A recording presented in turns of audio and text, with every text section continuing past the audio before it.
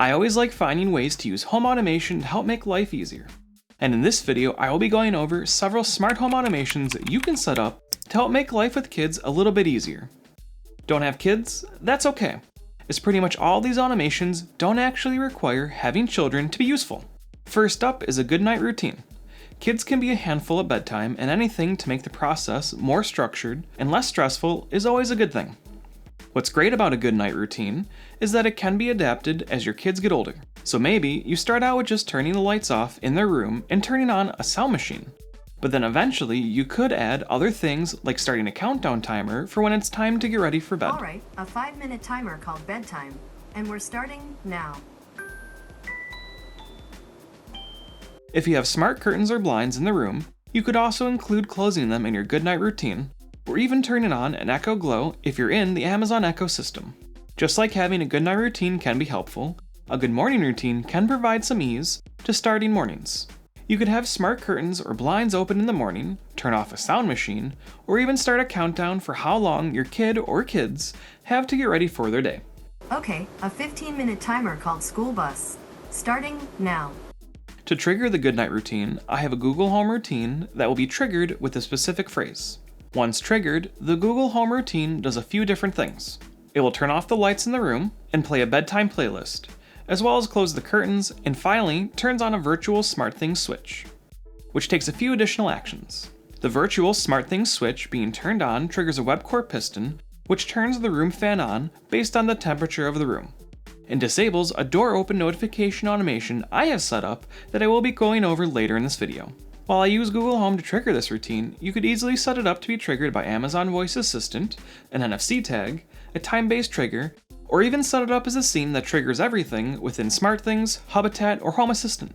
Our second smart home automation sticks with the nighttime, and it is a bedroom door open notification. The intention is to notify you if your child's door is opened in the middle of the night, which can be helpful if you're a light sleeper and want to know if that bump in the night is your kid going to the bathroom or something else.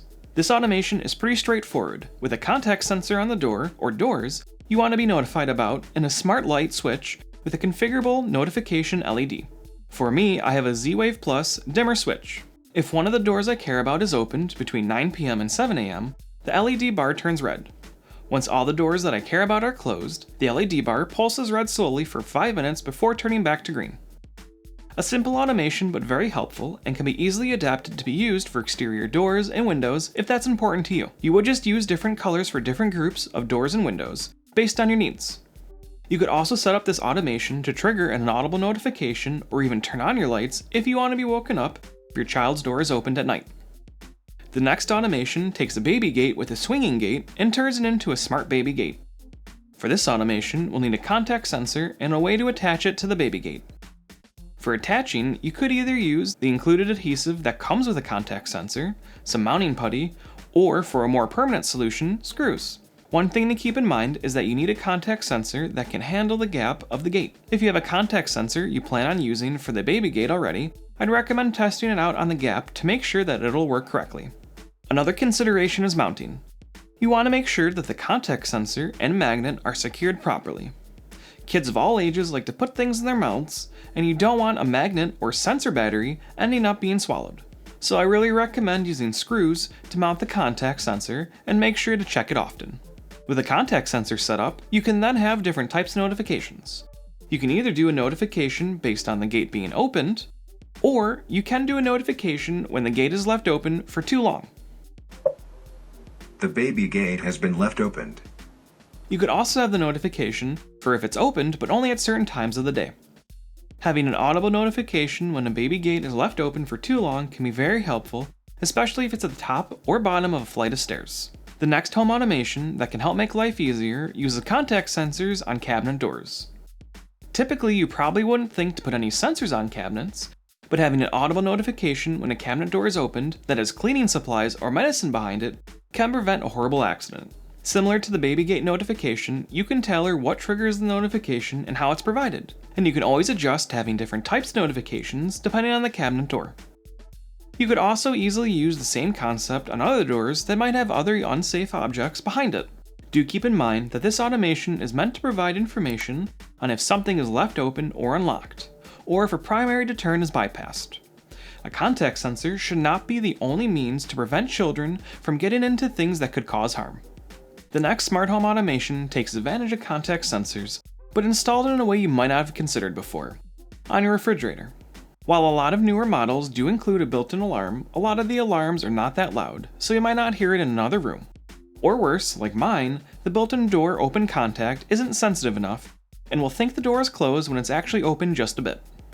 Setup of the automation itself is pretty straightforward. Simply set a time for how long the contact sensor needs to be left open for, and then send a notification. You could even take this further by having lights flash to try to get your attention, or maybe even trigger an alarm. The more complex aspect of this automation is going to be the contact sensor placement. You'll want to make sure that the contact sensor is placed just far enough away from its magnet so that it doesn't think it's closed too early, which will create a false positive of being closed. You also don't want it too far apart when closed, where it will generate false alerts when it's actually closed. A few false alarms and you'll start to ignore them. For these contact sensors, I recommend using some form of poster putty. It'll make it easier to adjust the distance several times while testing to zero in on where you need to have the contact sensor and the magnet. An issue you might run into is a model like mine with multiple doors. At a quick glance, I would probably need 4 different contact sensors, because I have 4 different doors. Luckily, you can combine contact sensors in certain situations, and for mine, I actually only need 2. With French door configurations, you can put the sensor on one side of the door and a magnet on the other. This means if either or both doors are open, the contact will be open, and will only be closed when both doors are closed. With the freezer and middle drawer combination like mine, I can do something similar as with the French doors, but on the side. One of my all-time favorite and most appreciated home automations is one of the simplest, and that is a closet light automation based on the closet door opening or closing. For me, most of my closet doors are typical hinged doors and have their light on a switch, so to convert them, I just use a smart switch and contact sensor. The contact sensor controls a smart switch, and having the physical switch instead of a smart bulb means that the automation can't accidentally be broken by someone turning off the power to the smart bulb. I also have a few single bypass double doors, and for those I used a contact sensor. But for the magnet, I used a flat magnet from a shower curtain liner, so that it can easily fit through the gap on the door instead of having to have 2 different contact sensors. The next automation we are going to be looking at is a light tracking and notification automation. This automation will notify when lights are left on for too long based on the type of light and time of day. For me, I have several different room types such as kitchen, bedroom, closet, and other. Lights within the kitchen group will not trigger a notification unless they are left on for 30 minutes or longer between 10 p.m. and 7 a.m. Likewise, between 7 a.m. and 10 p.m., a notification will not be triggered unless any light is left on for 2 hours. For any bedroom lights, they will trigger after being left on for 2 hours or longer. For any closet, the window is just 5 minutes before a notification is sent. And for my other lights, that one is currently set to 15 minutes. I've been looking into ways to bring this automation to the next level, maybe with some motion sensors. So if you have any suggestions on how to make it better, I'd love to hear your ideas in the comments below. This next home automation has a few different components and can be tailored for several different use cases. The first part is having contact sensors on exits of my house, such as my front door, backyard door, and my gates outside, so that I can include their state within automations. To attach contact sensors to my gates, I originally used Tic Tac containers flipped upside down to protect the contact sensor, and used a 3D printed mount I designed to attach it. I'll have a link in the description below for the 3D files for anyone that's interested in the mount. Another option for an outdoor contact sensor is with a Zeus contact sensor and picking up a weatherproof case. These cases are made specifically for it. The case itself is pretty cheap, and I've converted a few of my gates to the Zeus solution, which has been working pretty well so far. With all my doors and gates set up with contact sensors, I have 2 different automations that run based on their state. The first is that a text message notification is sent anytime any exterior door or gate is opened. The second automation, which is a lot more helpful, will trigger an audible notification when any exterior door or gate is opened, between 6 a.m. and 9 p.m. The notification will say which door or gate has been opened to allow for instant knowledge to know if someone is trying to escape or not. The backyard door has been opened. In addition to all of that, if the backyard door is opened and any gates have been left open, the audible notification will indicate which gate or gates have been left open.